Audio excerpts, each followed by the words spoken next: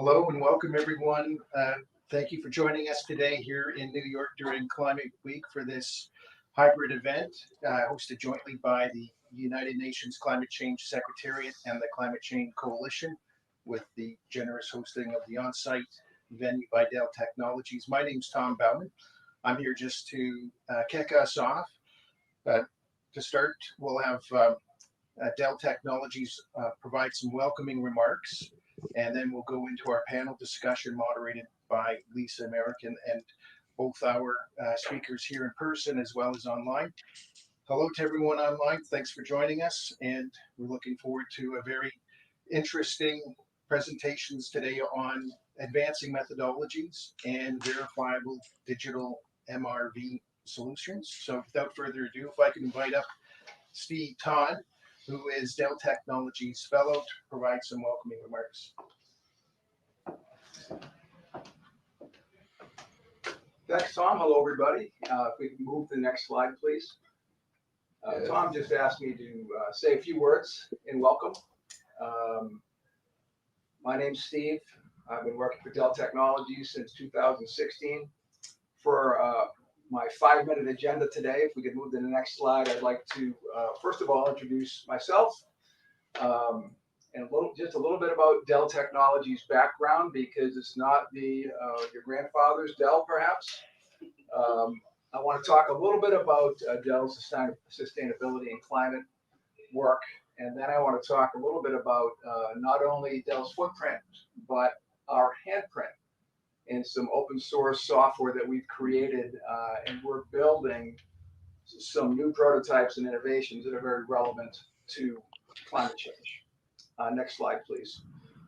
So first of all, if you look at Dell Technologies brand, it's very different than it was 6 years ago.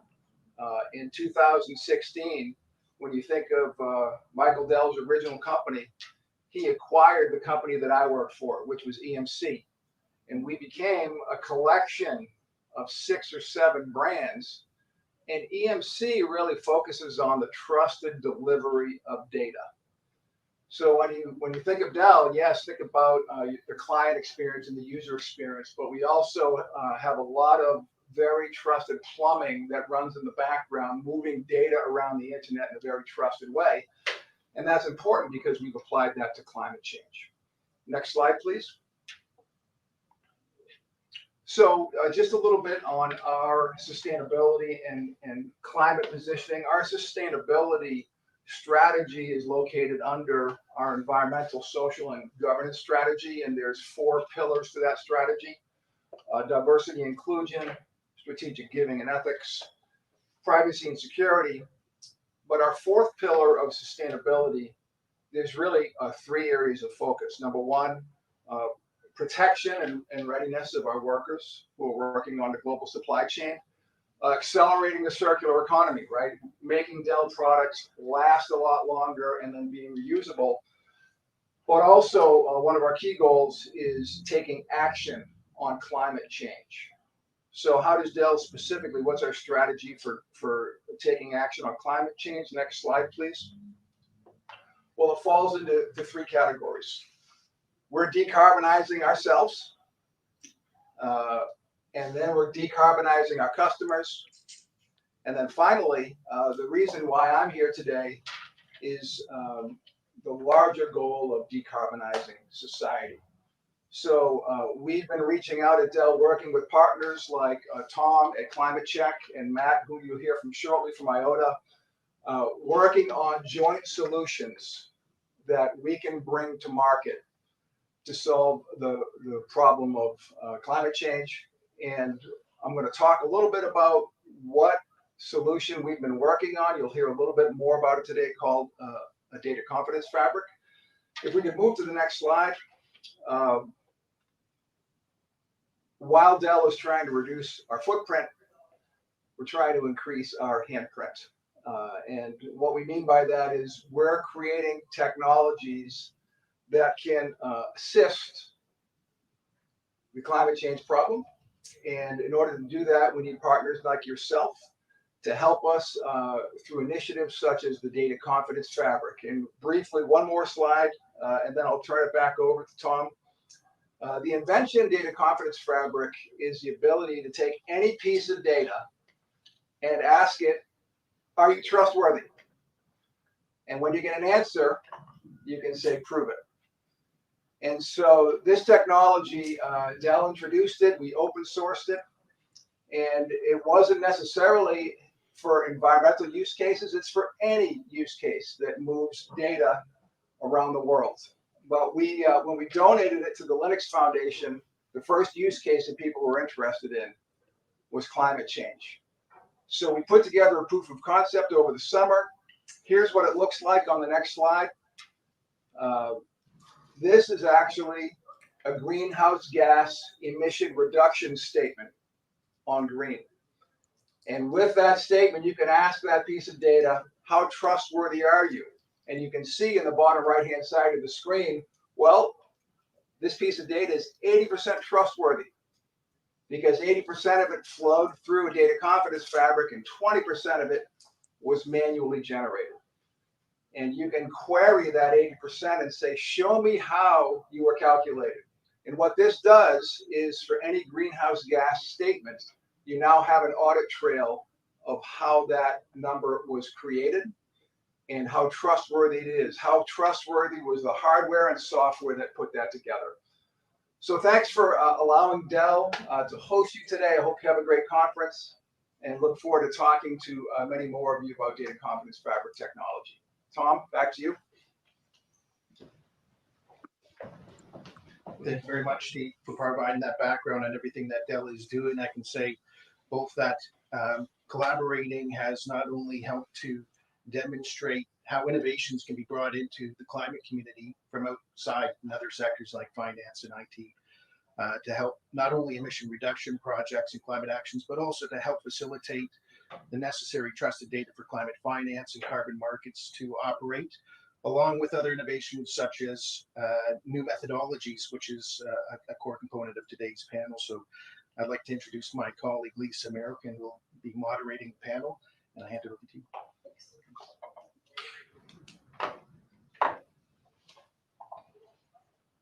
Thanks very much, Tom. Again, my name is Lisa Merquin. I'm the Vice President at Novosphere Canada, and I'd like to, again, welcome you to the event today. I have a very short introduction, but it's coming at a little bit of a different place than maybe some of the speakers today, but I think it has a lot of similarities of what we're talking about. Developing effective climate MRV systems does build the necessary trust, and I think it sends clear signals both to the civil society, the private sector, so that ambitious projects can move forward. Advanced technologies and digital MRV systems are a key component of what we call effective and efficient MRV systems. And so the point of view I wanted to bring to the intro this morning, just very quickly, because we don't have a lot of time, it's just to touch on a project we recently completed. It was supported by the Government of Canada, 18 countries across Latin America and West Africa. And the program focused on relevance, effectiveness, and alignment of MRV systems, both within these countries and between them. And so we had a number of discoveries during that, I think, that draws parallel to our discussions today.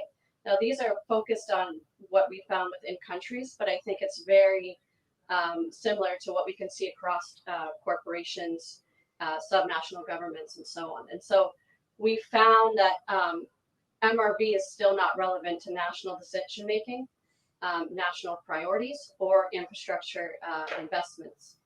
A potential challenge that many countries found or anticipate is that how are they going to monitor both the implementation of their NDC over time, as well as the MRV of mitigation actions that can generate, Article 6 ITMO transactions.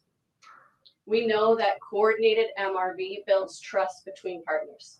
So in the government context, it also enables a cooperative approach among national actors to achieve the NDC.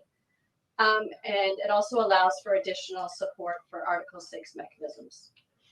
I think the takeaway from this program is that, importantly, stakeholders, including national governments, are interested in building and improving the relevance, effectiveness, and efficiency of their climate MRV system. And so digital MRV has a huge role to play. The rapidly evolving digital technologies and methodologies can improve efficiency and integrity of GHG emissions, as well as other climate actions like tracking climate finance. So this panel brings together leading practitioners to discuss both the methodological principles and improvements that are necessary for the development and implementation for cost-effective digital MRV solutions. And so with that, I think we'll move to our first speaker. So the presentation's on key elements of CMA3 guidance on monitoring methodologies.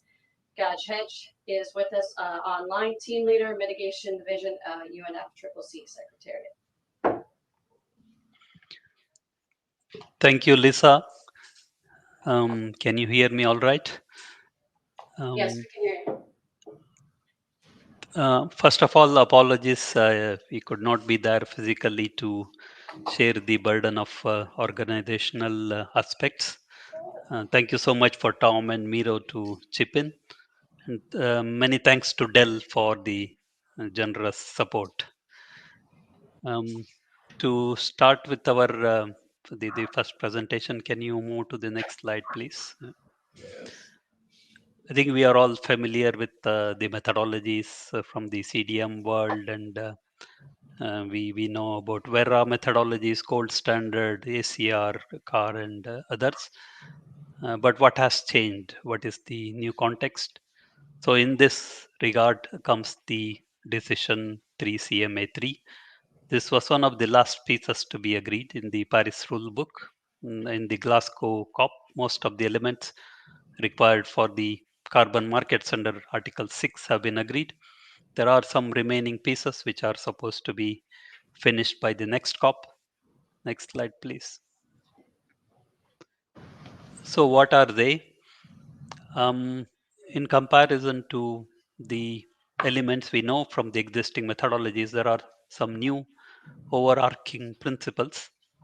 Compared to the past, what we have is now a target for every country. Maybe they are differentiated according to their respective capabilities, but each country has taken on a target to, in the context of the Paris Agreement, which is to be neutral by middle of the century. So in that context, there are some guidance which is also applicable to the methodologies. I quickly go through some of them, and there are also other detailed elements which I will omit for this audience. First one is to encourage ambition over time. Currently, some of these principles have been, there is effort ongoing to unpack them through more detailed guidance. There is a body set up to handle this. And there are two types of options being discussed. One is qualitative one to showing scaling up through the methodologies, but there is also a quantitative approach of contraction of the baseline. Then there is this notion of encouraging broad participation, and some of the inputs so far point to the options of having methodologies which address multiple sectors. They also cover programmatic approaches, and also bring into the fold of carbon markets different groups like indigenous communities and many others in terms of also gender development, bringing into the fold different types of projects.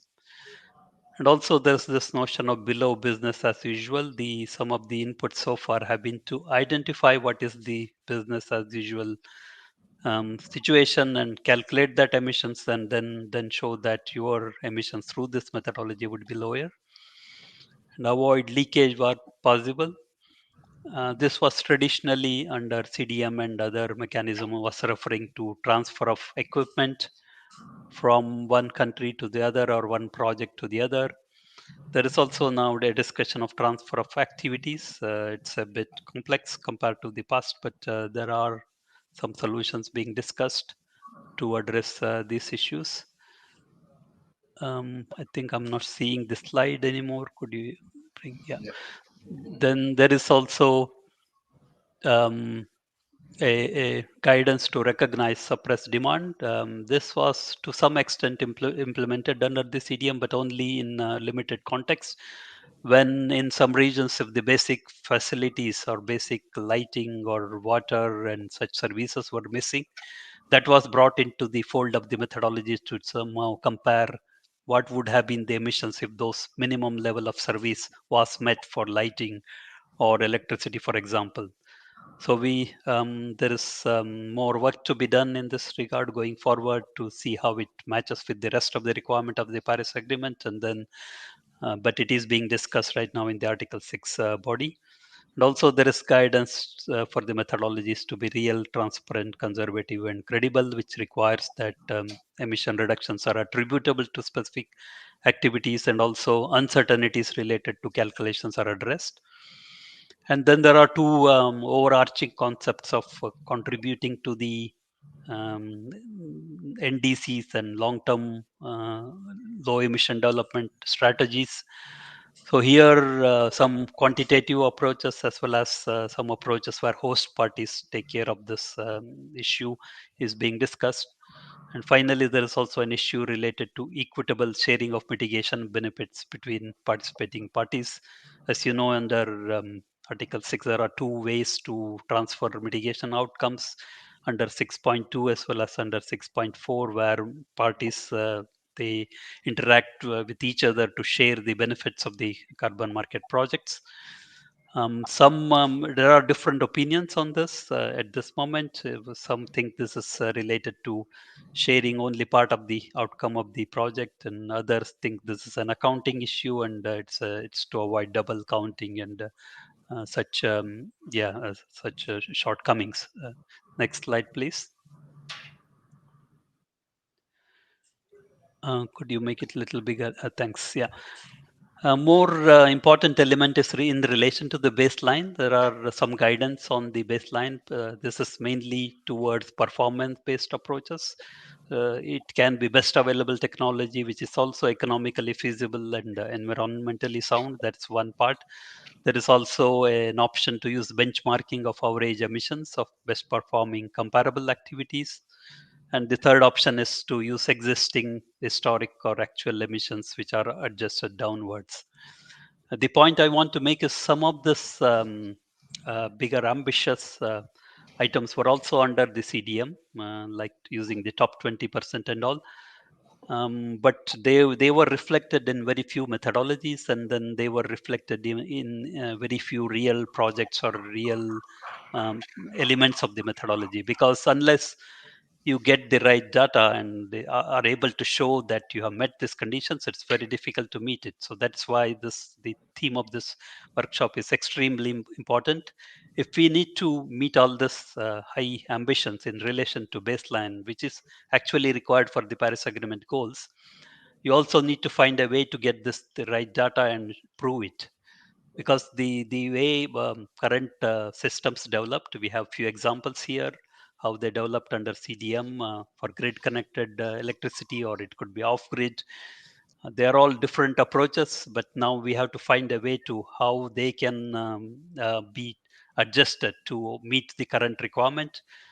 In the grid area, we had the grid emission factor based on combined margin approach. We have to figure out how this can be now modified to meet the new requirement. There are also examples, very few of them, where very conservative emissions of one of the fuels like natural gas emission factor was taken, and also for off-grid highest efficiency of diesel engine was taken. There are such examples, but more importantly, when we go to complex areas like buildings or transport, it is ultimately the kind of data you can get from the field. Just to give example from CDM, we had good concepts like top 20% of the emissions in a building to the baseline. It could be implemented in a country like Korea with excellent data collection system, but when you go with similar systems in other countries like Mongolia, same could not be implemented. So we'll have to figure out how such data collection system, which are cost effective, can be implemented in various countries, and then make sure that these requirements are met, and then the carbon markets are ready to roll in different areas. And this covers many other areas: transport, energy efficiency, but all of them, one common factor across all of them is the reliable data that is required for baseline, but also for the project. So with that introduction, I think I'm very much looking forward to the discussion in this workshop, and thank you everyone for joining. Back to you, Tom. Thanks. Thank you, Gash. I'd like to, if I may, just quickly ask you a follow-up question. We have a couple minutes. Going forward, how do you see carbon markets evolving? What are the most pressing challenges that need to be addressed to improve monitoring methodologies? Yes, I think carbon markets, like initially, when CDM started, it was all towards projects which would generate a lot of credits in a single installation, like the burning of the HFC or large renewable energy projects in an installation. But there was criticism of CDM that it was not really adding a lot of benefits to sustainable development, especially for distributed activities. An answer to that was the generation of the programmatic approach, which brought into the fold very important and projects which could bring sustainable development, bring better lighting, better energy services to households in many countries in Africa and other places. So that was the outcome of the programmatic approaches. And but over the years, although it managed to bring many projects into the fold, the aspect of the MRV, how reliable this data you capture through surveys, sometimes they are all 100 household measured as compared to 60,000 households where the equipment was distributed. The reliability of that has been questioned in on many occasions. And also to do a very rigorous survey where you do thousands of household visits for a 95 high confidence in terms of statistical jargon, that would be out of reach of many projects. So how can we reconcile these two aspects to bring more reliability, but at the same time have cost effective solutions? That's going to be the discussion of future, and that's where the digital technologies can make a huge difference by bringing this much needed reliability and also making it cost effective. Another element is as compared to the past, I think IMF estimates that the average price which was paid for carbon credits was something like $3. The expectation is that it will grow much higher, and already we can see in the EU ETS prices up to $80 per ton has been realized, and then we expect also in the Article 6 carbon markets prices to be much higher. So in that context, people can, or the projects can afford better technologies, and then how can we make it all happen so that there is more reliability, so that there is many demands which can be sustained with this reliable supply of credits. I think that's going to be the discussion of future. Thank you. Thank you, Gash. Regarding your first point in your response, it brings me back to we were trying to write a methodology for smallholder dairy farmers in the Great Rift region of Kenya, and I remember going to the dairy farms and looking at, well, how are they tracking everything? And it was a chalkboard that at the end of the day was erased. And so whenever we think about digital MRV, I constantly go back to how would we digitize this? How would we move from where they are now to where we're trying to go? So up next, we have a presentation by Stephen Ho, Director, Perspectives Climate Group, on the status of work on international initiatives for developing Article 6 monitoring methodology tools. Thank you very much, Lisa, for this kind introduction, and thank you to all the organizers for also giving us the opportunity to speak. Can you bring up the slides, please? Yes, thank you. So I'm going to talk about several initiatives that we're currently initiating that are trying to put these quality principles that we just heard from Gaj into the practical methodologies. Next slide. So I'll keep this fairly brief, but happy to also go into more detail as needed. So Perspectives is specializing, not in trading of carbon assets or something like that, but more in trying to contribute to, on one hand, shaping the rules of how carbon markets are functioning, but also through input into the climate negotiations and other regulatory processes, but also through a lot of technical expert work, for instance, in developing or improving existing methodologies.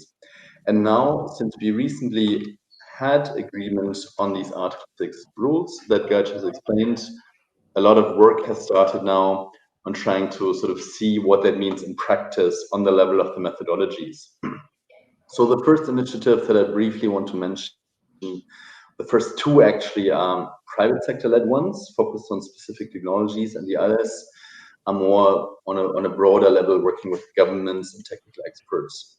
So the CCS Plus initiative is focused on carbon capture and storage, as well as various usage applications, and is trying to work together with Vera and South Pole and the Secretariat, Vera being the largest independent standard operator, develop a harmonized modular framework for all kinds of possible capture, transport, and storage applications.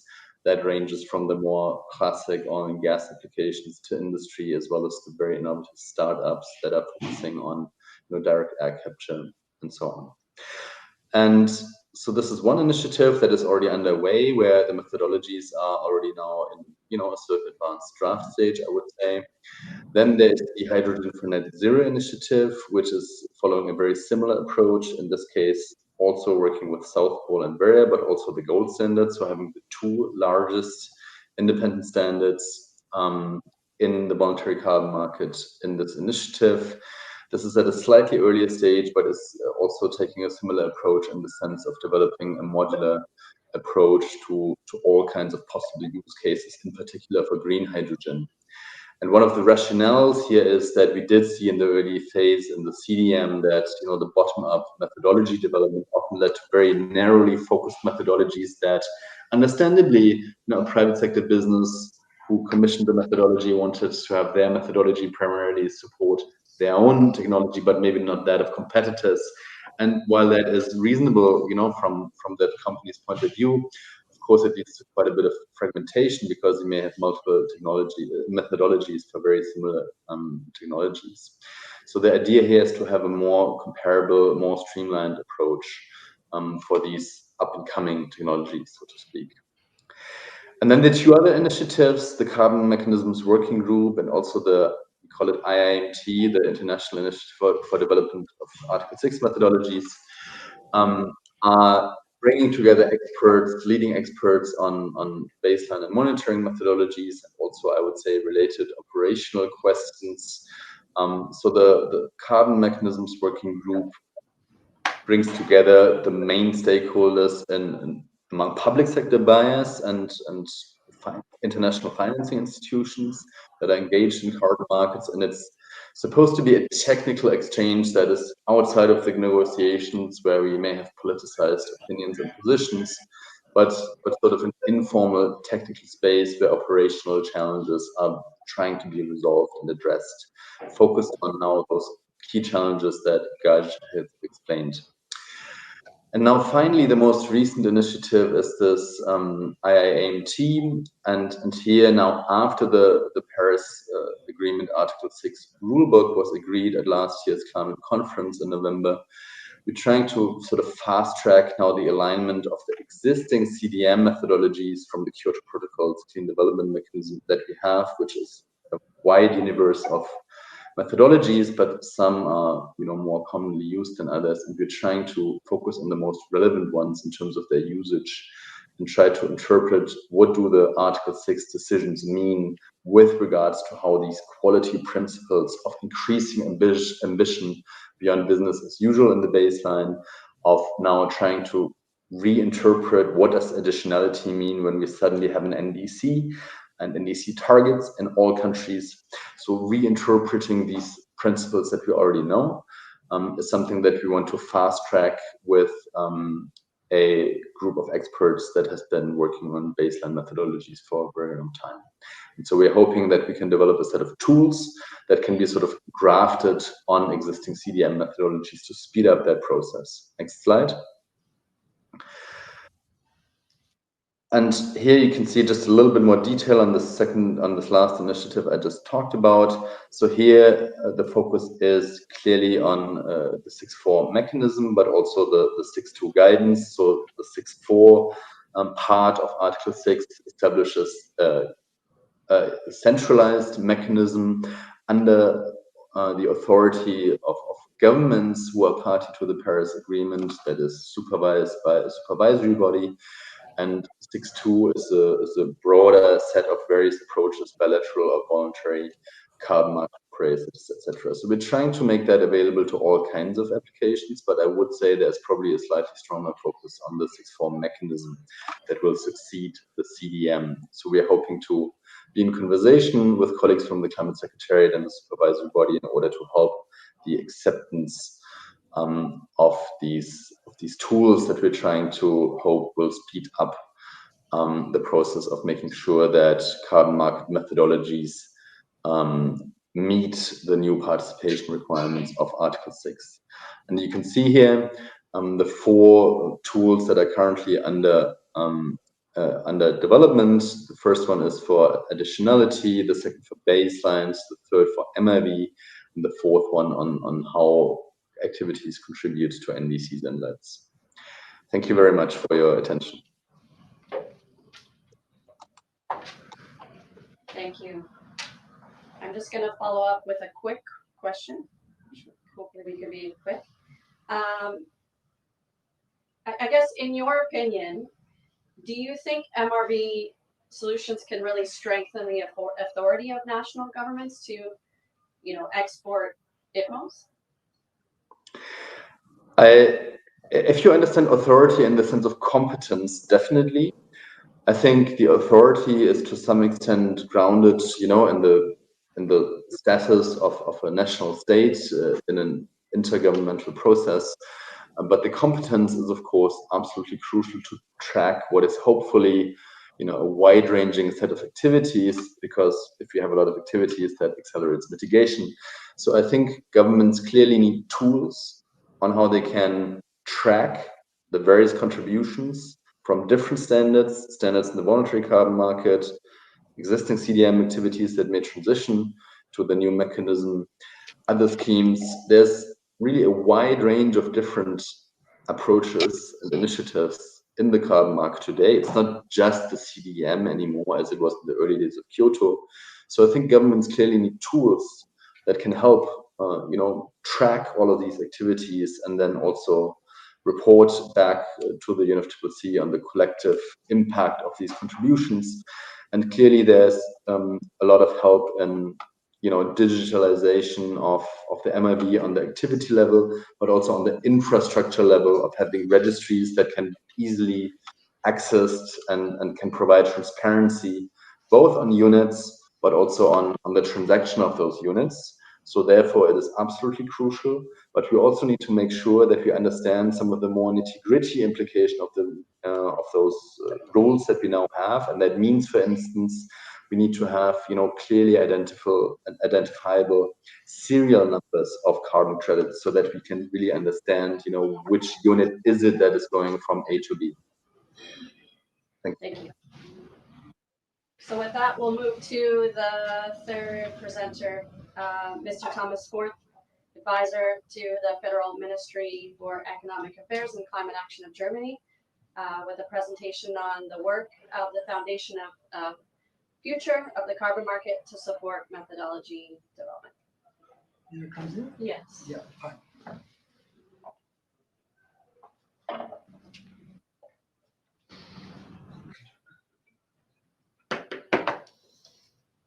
So first of all, it's a good opportunity, and I have to thank you that this is still possible here in this area to give this presentation. It's a little bit to merge with the issue of today, with the MRV system. I think maybe I have to explain what we are doing. I'm especially working for this foundation now for almost 10 years, and we are not now coming to an end. We have been established to have a special feature under the CDM to build a bridge to the new market mechanism. This was the intention, and the primary idea was that we come to the right point into the market when it's booming. So this has been established in 2011 and started 1 year later, and then the carbon market of the CDM has already collapsed. So one idea of having spent the money into certain projects, getting it back from the market to spend more money into a new project, this idea didn't flew, and this is a pity because we tried to invent this programmatic approach for really small emission reduction activities with single households, etc. So especially things which could not really addressed by companies because it's too complicated on the level of the transaction cost. And this is the first part to come later to the MRV, of course. And then we have a second point that we would like to have also a little bit more involves the host country to take more responsibility. As you certainly already know, the programmatic approach has its successes in really basic needs of local communities.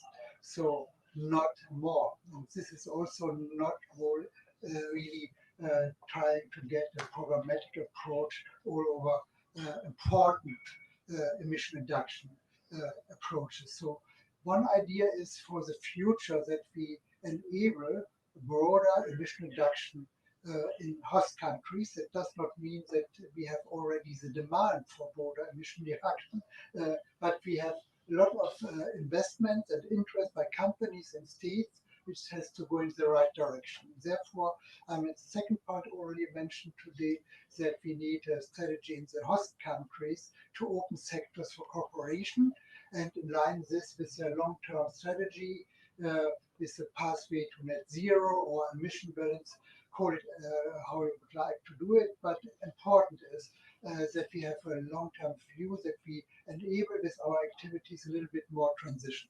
So my issue today is when you could go for the both slides to give also an overview what we are really doing in the moment. So I really condensed my ideas to 2 slides.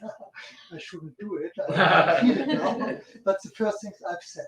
The thing what I would like to mention is that we have since the last year potentially of this foundation 3 activities on the programmatic approach. Of course, we have a second evaluation of what we are doing, whether we achieved our goals in these projects and with some support.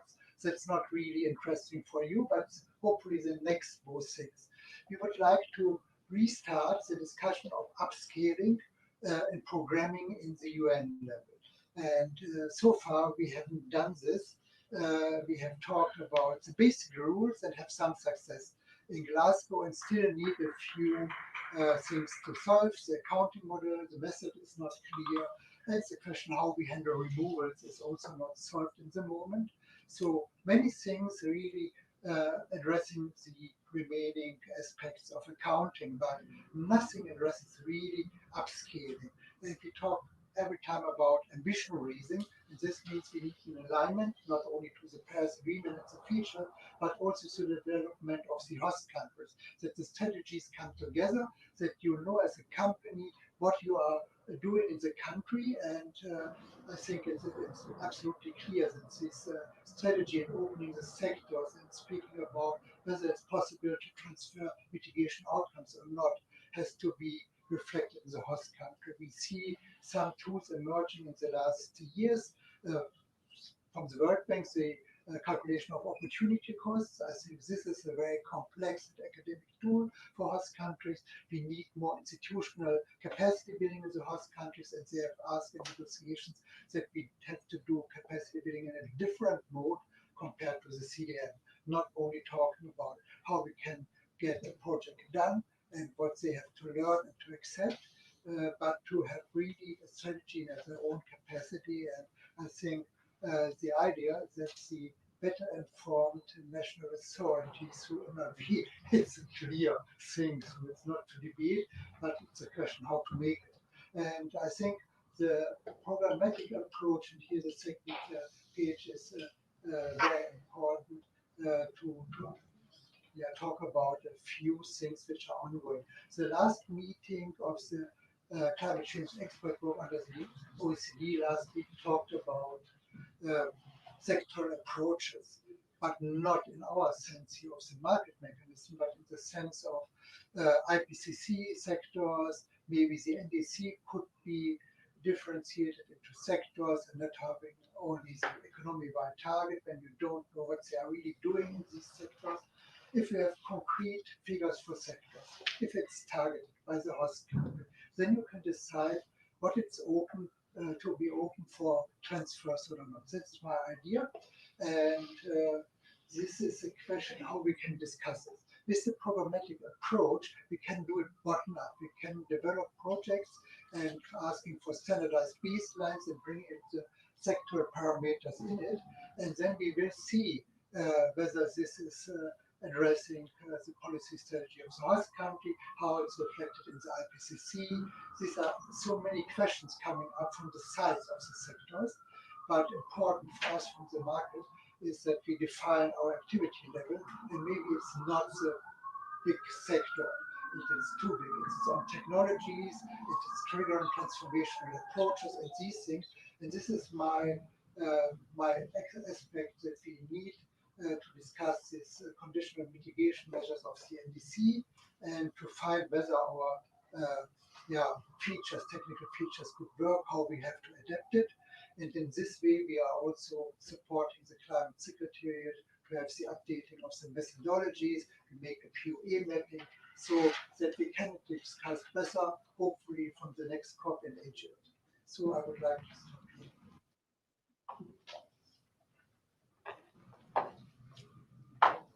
Thank you, Thomas. Maybe in the interest of time, I'll skip the questions afterwards and we'll go through the presentations, and then if we have time, we can ask some of those. So up next is Harigat, Senior Climate Change Specialist from the World Bank. He'll be presenting on World Bank carbon markets and innovations in monitoring methodological elements. Thank you, Lisa. Good morning, everyone. Hope you can hear me loud and clear. Can you put the slides up, please? Thanks again for the invitation to both the Climate Change Coalition and also UNFCCC. So in my presentation, I will take you through very quickly what bank is doing as part of different things to support host countries, especially to develop their capacity, but also, of course, to formulate new strategies in the policies. I think Gaj and Stefan already mentioned a bit about the how the changing context now means the need for innovation and also new approaches, especially when it comes to the methodological development. Of course, there's a lot actually that we can learn from the methodologies that we developed under the CDM, especially the different innovation that was made possible actually under the program of activities, for example. So, but now given that every country has got their own NDCs, of course, with the different levels of the baselines. So it is very important that when we formulate the baselines for new programs, especially at the programmatic level or the sector level, that we integrate those NDC aspects actually into the baseline to ensure that these methodologies support increasing the ambition, as Gaj mentioned. Of course, we have many lessons that we could learn again, how, for example, the additionality could be demonstrated as part of the methodologies, at least in the bank. So we are developing some innovative aspects of actually how the environmental integrity could be ensured. We published what we call as approach papers on our Climate Warehouse website on different things that are relevant to the Article 6. Both for 6.2 and 6.4, and we encourage you to look into those approach papers, and several will come in the future days. But of course, the most importantly, also that what we realized during the Kyoto period is that we need to go beyond an individual project level that Thomas also mentioned in his intervention, we are working actually, mostly at the sector level and then the policy level interventions, and how we can develop new methodological interventions so that the scale can be achieved. And also we are of course looking into the sectors, that measures that are not targeted in the past, means like, or that were not basically popular actually during the Kyoto Protocol, but has a significant potential. For example, at urban level, and then of course at the policies such as if a country implements a carbon tax, or it implements a fossil fuel subsidy removals, then how actually those things can also be targeted, and then develop the new methodologies. But I think one thing that, of course, especially when you look into the different capacity levels of the host countries, we need to be wary of the fact that of course, one side ensuring that the methodologies actually ensure a high stringency, and then of course maintain the high environmental integrity, but also what about the ability of the stakeholders to respond, and then how actually we strike the balance is very, very critical.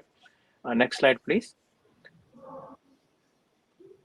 So as part of the work that we are doing under multiple initiatives, ranging from transformative carbon asset facility, TCAF, and then the new facility that we are launching actually during the COP, the climate emission reduction facility, and of course the carbon initiative for development, CDEV, and also of course the climate warehouse program. We are looking into, as I mentioned, the different crediting approaches at the policy, sector, and jurisdiction levels. There are multiple actually blueprints that are already been developed on different aspects that I listed on this site. And then of course please look into the website that I mentioned for more information, and then of course we are happy to receive feedback and then any observation that you may have.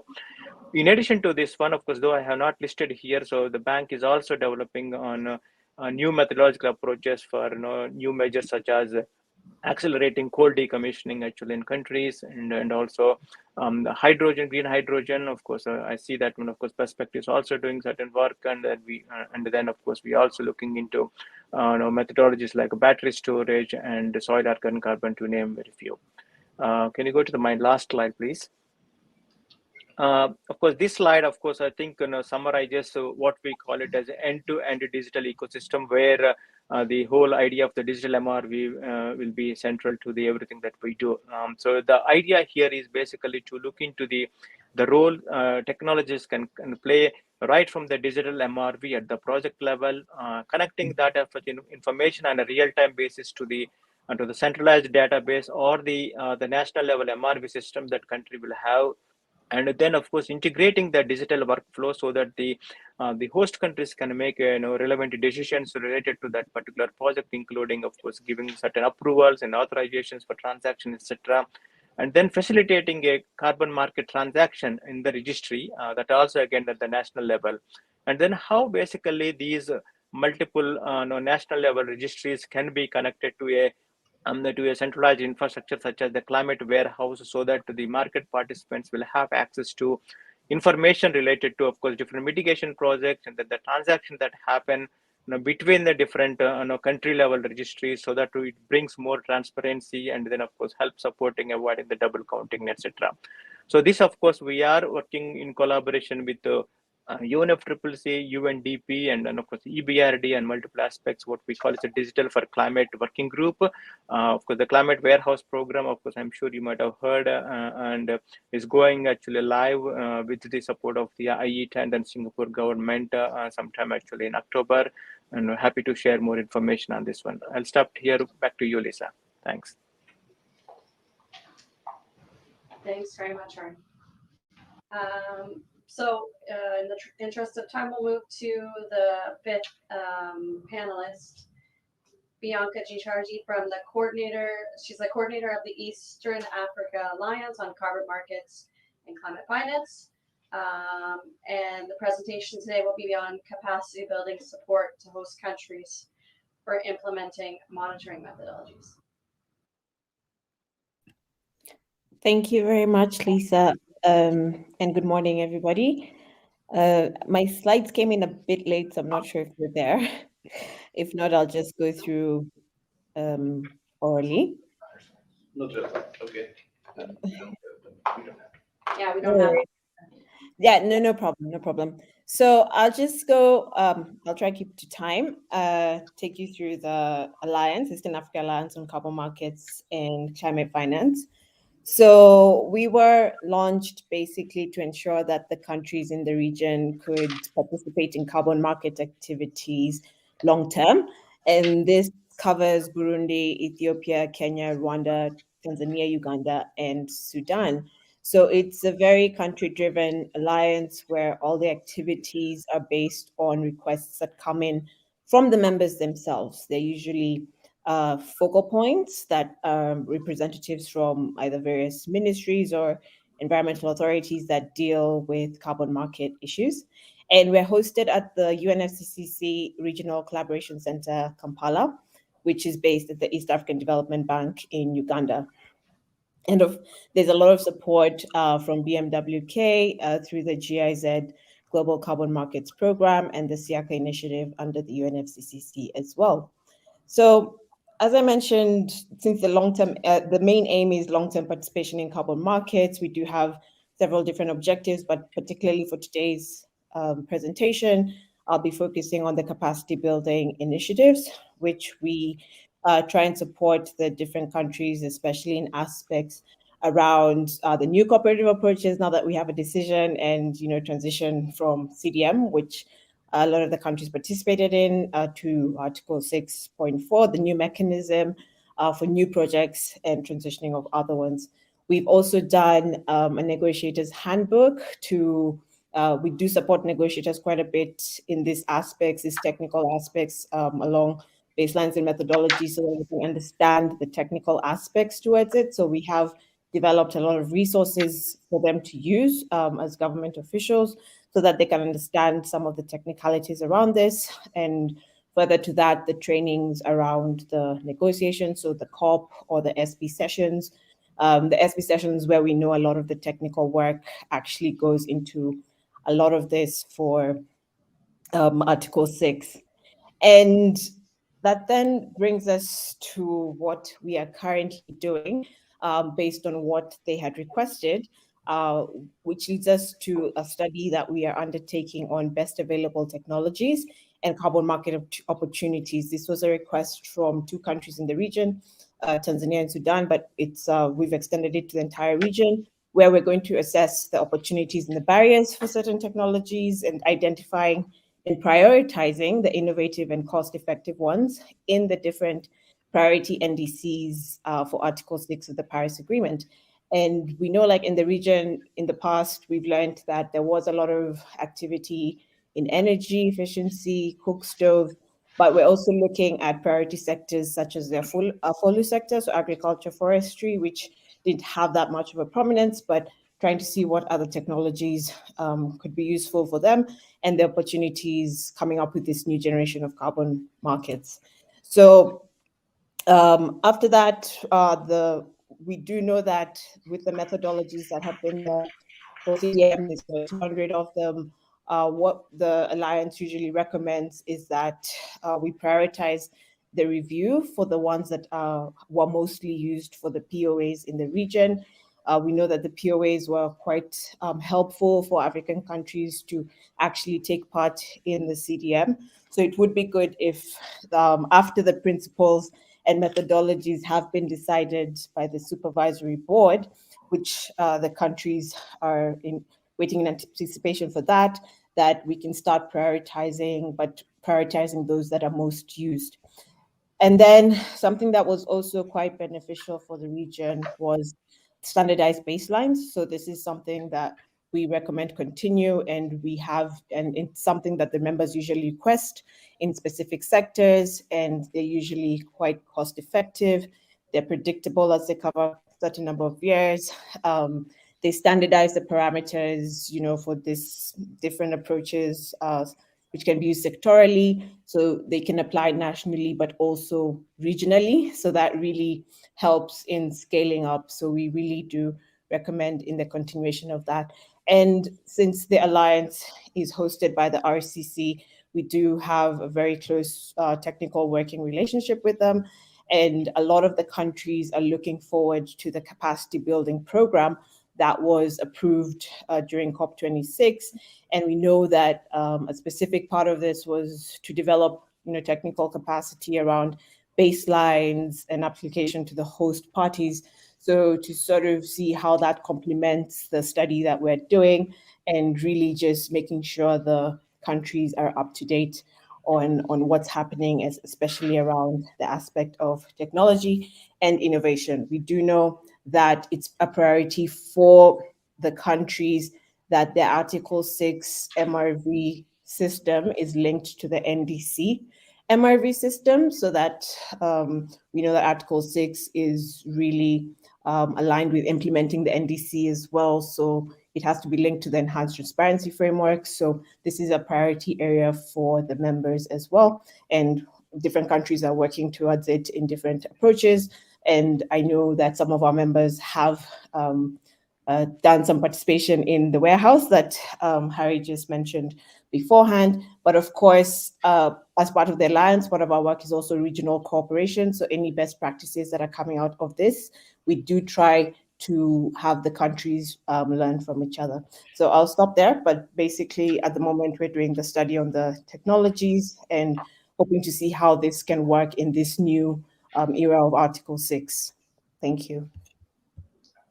Thanks very much, Bianca. I think we have a lot of similarities to the project that we were working on in West Africa, especially to continue with the capacity building, because we heard it time again that they want to increase the capacity building of their local actors instead of relying on consultants from outside of their country. And I think the South-South focus of that type of cooperation and capacity building is really key. Thanks, Bianca. And so to move to the sixth presentation, here in the room, Jillian Belopolowski, Chief of Staff, Clean Cooking Alliance, and she's going to talk about the work of Clean Cooking Alliance and partners to support countries for MRV of household energy projects. Thank you. Thanks, everyone. I may start with just a moment of background, because I think even many who are working in the climate space often question, why are we talking about clean cooking? And the sort of urgency and the relevance of clean cooking is critical to meeting our climate, biodiversity, health, gender, and economic development goals is often lost.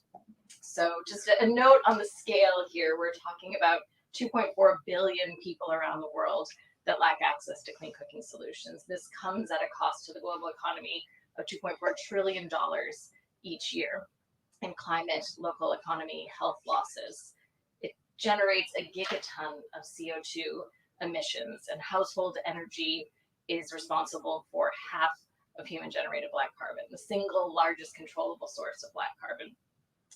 3 million premature deaths, predominantly women and children, 34% of unsustainable biomass harvesting contributing to forest degradation. So it is a massive challenge. And without urgent action, it's estimated that 2.1 billion people will still be without access to clean cooking in 2030, putting our climate and all of our SDGs at risk. And so in recognition of this critical role, nearly 70 countries have included household energy or clean cooking related goals in their NDCs so far, which is fantastic. Some of these targets are very advanced, specific, and well-developed, and others provide more framework for ambitious clean cooking action, but they still require a lot of work. So this is an example of those sectoral targets and approaches that are really critical. And to support these countries in developing and implementing clean cooking action plans as part of their climate goals, CCA, together with partners UNFCCC, the US EPA, Climate and Clean Air Coalition, Berkeley Air Monitoring Group, have formed the Clean Cooking and Climate Consortium, or 4C. So 4C is providing that critical capacity building that was just mentioned, and working with national governments to provide evidence and guidance on how best to articulate, plan, and meet their clean cooking related goals in their NDCs, and access support for implementation and potential funding. And so this support includes two first-of-their-kind clean cooking specific guidance documents. The first is an implementation roadmap that's designed to assist national governments in initiating, expanding, or enhancing clean cooking initiatives. So it really meets them where they are on their journey. And the second is an MRV framework that introduces monitoring approaches and recommendations as they apply specifically to clean cooking interventions. So this framework will provide an overview on how to estimate emissions reductions from cook stoves, as well as guidance on existing methodologies and how they're likely to change under Article 6. It also includes sections on estimating fraction of renewable biomass, establishing baselines, and accounting for stove stacking and fuel stacking, which is when households use multiple appliances and fuels to meet their cooking needs. This MRV framework will include a resource section with links to relevant methodologies, guidance documents, and briefing papers that are related to monitoring cook stove programs and more broadly on the transition to Article 6. In addition to these guidance documents, which will be open access and available to all, 4C also provides tailored technical assistance to countries that are planning or actively implementing their clean cooking plans in the form of expert consultations. These include group sessions on topics that are broadly relevant to government officials in any number of countries, depending on where they are in their clean cooking journeys.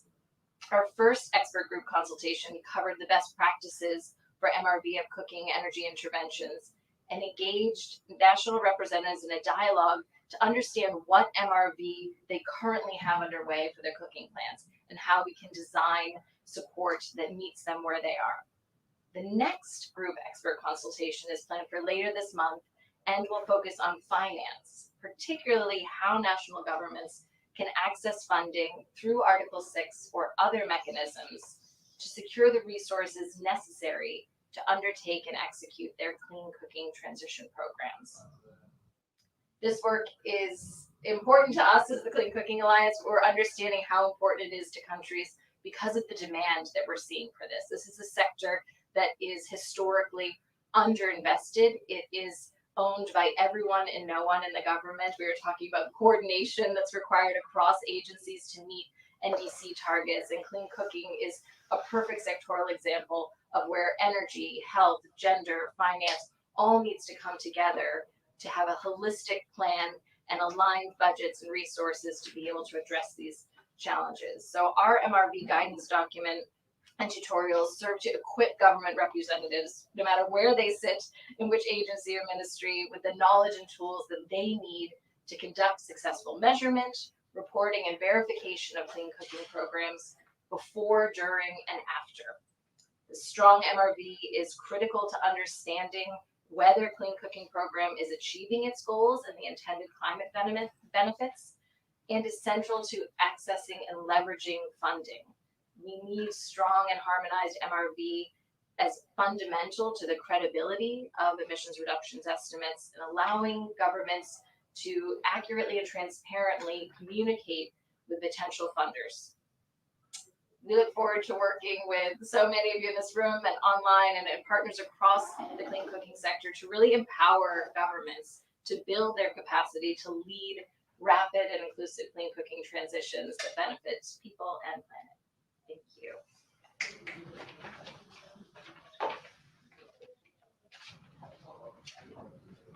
Thank you so much.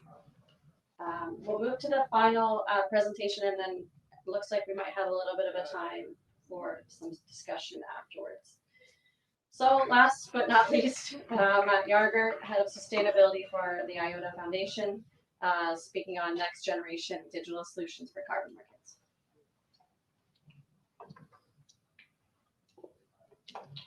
Thank you, Lisa. Tom, can you get it up or? Bad joke. I'll do my best.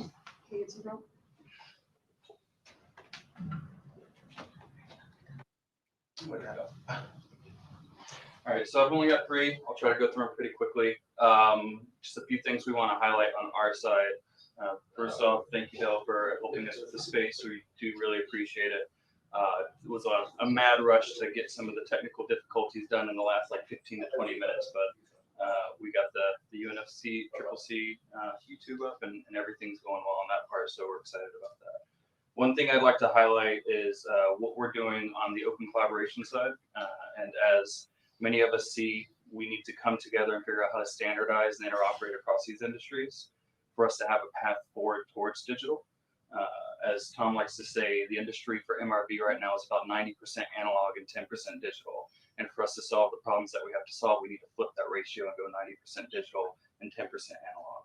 And that's really what we're trying to do here with the open collaboration. So you can see we actually have a white paper that was released at COP last year with gold standards. You can go through and look at that, one of the links in the bottom. And some of what we're trying to do is take these 3 working groups that we have, standardize what digital MRV means and how you can start to build towards a digital MRV methodology, standardize what the infrastructure, the middleware between a project implementation looks like, and the actual registries with Gold Standard and American Carbon Registry is also a participant in the open collaboration. And then standardize where digital assets actually come into play, because we see that as the 3 big pieces of innovation. And how do we digitize the supply? How do we connect it to the registries and streamline that process of sharing data, certifying emissions, and verifying that whole process and data supply chain? And then where do digital assets and new technologies come into play to increase the demand as well? Next slide. So this is an example of the project that Steve actually highlighted earlier. We have a project implementation of our second digital MRV methodology in Molina, Chile. It's an anaerobic biodigester. It's a really complex actual biodigester. It's multiple types of intake, not just a single intake. But what you can see here is we take sensor-based data and we take manually entered data. We put that into an open data network, or a data commons, if you will, to where you can go through and verify the different points or data points across the network regarding dependent on your role. And you can actually see the annotations of what's happening with the data through the implementation of a data confidence fabric, which we've donated with Dell to the Linux Foundation as well. And so on this network you see in the top middle, you have a decentralized single source of truth, where you can actually have digital MRV implemented, and you can go through in a very granular order and audit the process. You can audit the facility, you can audit the different stakeholders involved in that data supply chain, and you can verify what's happening to the data from the point that the data is produced all the way up to the cloud, to the application, and you can actually import that into your applications as well. Next slide. This is a really big system overview, but what we've done and what Tom and his experience and a lot of others in this room have really contributed to is what happens at the bottom with stage 1 and stage 3.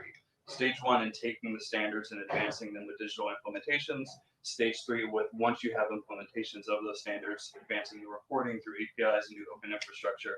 And then stage 2 is really the project focus of how do we take the data, put it in these decentralized data streams and things of that nature, have it be verifiable and validatable, and then annotate what happens to it across the different points. So you can see we actually have a Dell server in the system at the Molina plant, which was graciously contributed to the project by Dell as well. We implemented the data confidence fabric. We take all that data, process it at the edge as close to the point of data protection as possible.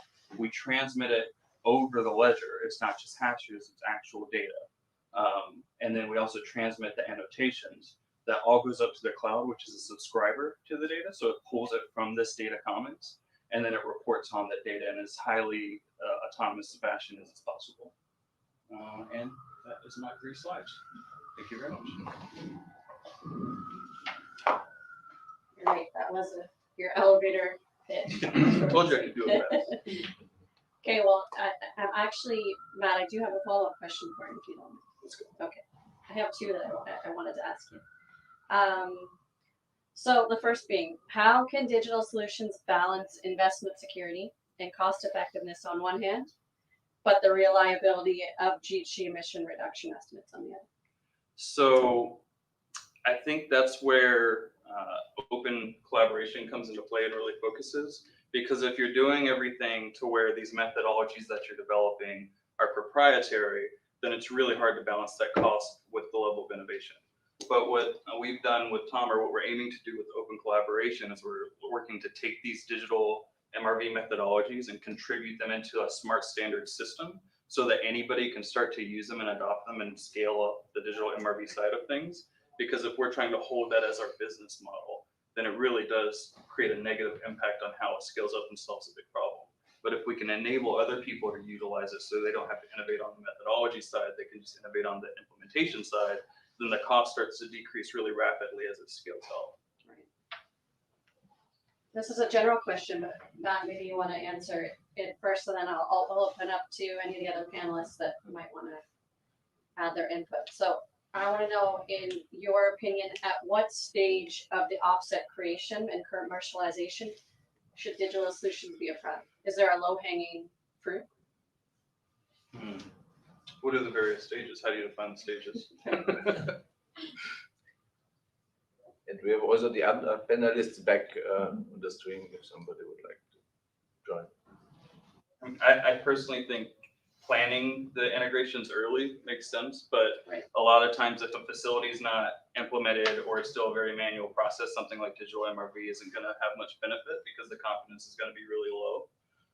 But if it's the type of project that has enough funding for some degree of digital implementation, you can balance out digital and manual, then you can use the data confidence fabric side of things to provide insight into what digital innovations you need to integrate and when, so that you can scope how digital you need to be in the beginning versus how you get to a higher level of digital with your carbon credit returns, with faster cycles and things like that. I don't know if either of you want to respond, or we can see if any of the panelists online also have an opinion on that question. Maybe Hari, I don't know if you wanted to jump in on that question. Oh, he's on mute. You're muted, Ari.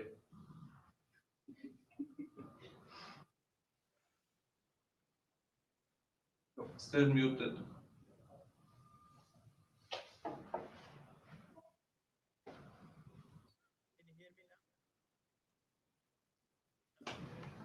No, we can't hear you.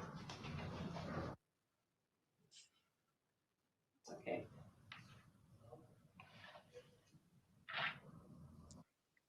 Maybe we'll fix this, the mic. There was a couple other questions that I guess we skipped over, and I wouldn't mind asking now, since we have about 15 minutes before the end of the session. I don't know, Thomas, if I can put you on the spot. So the question that I had for you is, do you think there's a conflict or competition between achieving the NDCs and the growth of the voluntary market? Is this working? Yes.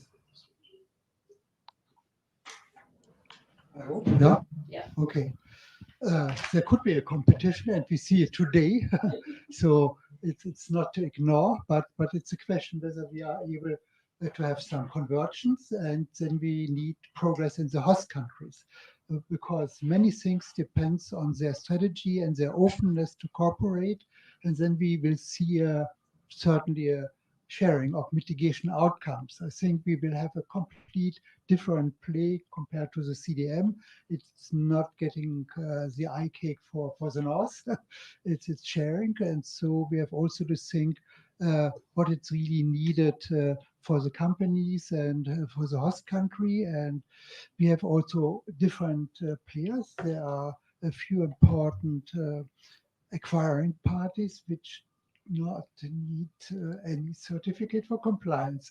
The Europeans, including still the UK. So the question is whether we can really invest in accelerating NDC ambition, etc., and bringing in the private sector in the game. As I said, we need sectoral parameters, we need the openness of sectors, etc., the strategy building, and the big chance also for states like Germany is that we have an alignment with the private sector to become carbon neutral and try to get the way open for all. So it is an advantage for Germany not needing really certificates. Yeah. Thank you. I don't know if Hari has his mic working. Is it on our side? No, otherwise the others would also not work. Okay. No? Harry, you are muted. If you unmute yourself.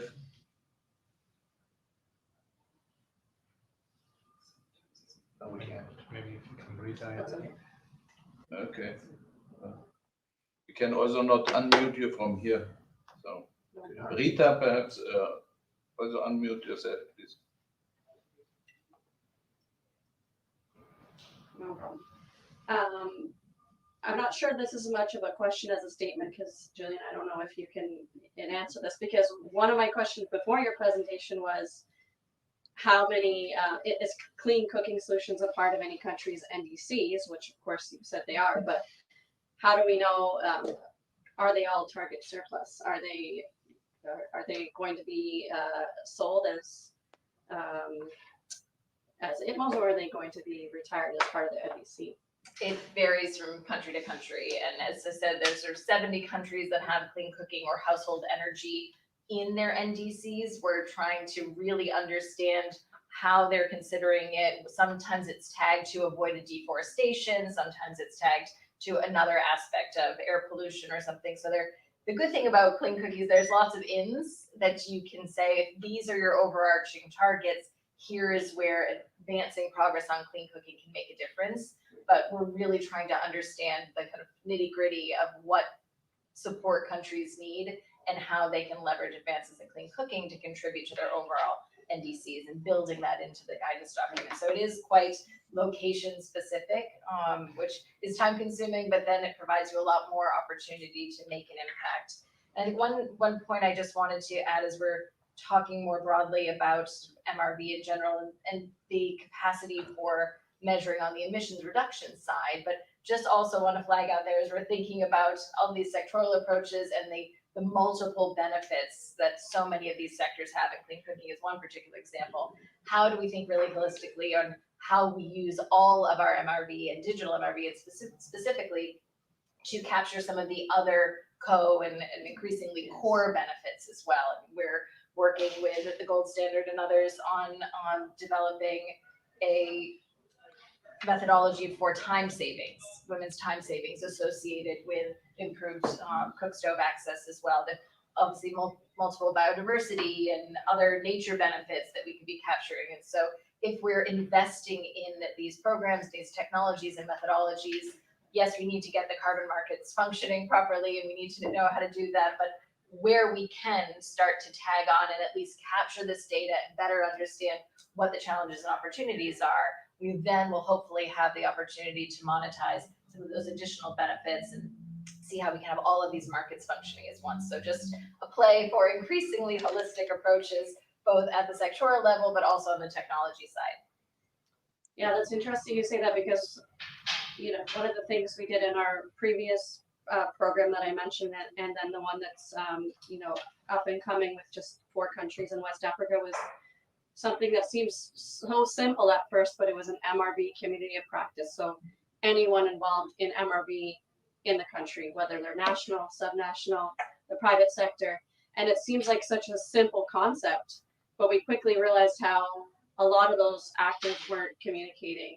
And so it really was quite successful in building that community. And I think now it will probably spin off into some sectoral MRV communities of practice within those countries, because as we know, a lot of the time the two hands aren't talking to each other, and so I think it's key to improving the efficiency and effectiveness of MRV.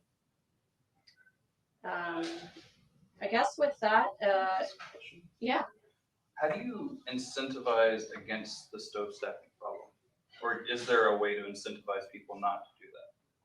I think it's actually an irrelevant point. I mean, do you have a stove and a microwave and a grill and multiple devices in your home that you cook various meals on?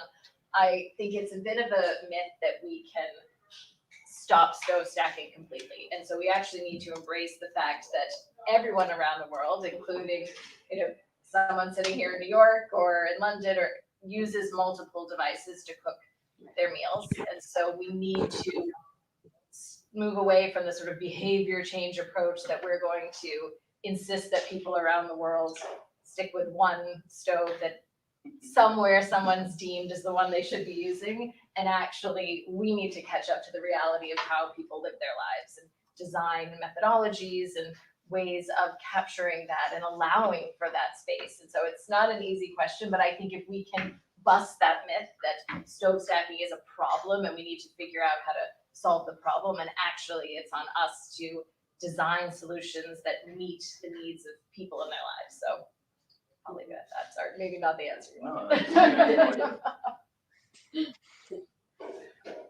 All right, with that, I just had a couple, I guess, concluding remarks that I was trying to jot down during the presentations. Starting off with my usual pitch: relevant, effective, efficient MRV is key. So running from whether you're the local project site, national, regional, global, it's needed for Article 6, Paris Agreement, and to accelerate achievement of Ndcs. But I also believe it is the cornerstone for smart carbon pricing design, and it contributes to transparency and credibility. The current array of methodologies and registries to estimate, verify, and track emission reductions has supported significant investments in mitigation activities. But I believe we need to move beyond the line of thinking that MRV is solely a tool for international reporting, whether that's to the UNFCCC or to the CDP.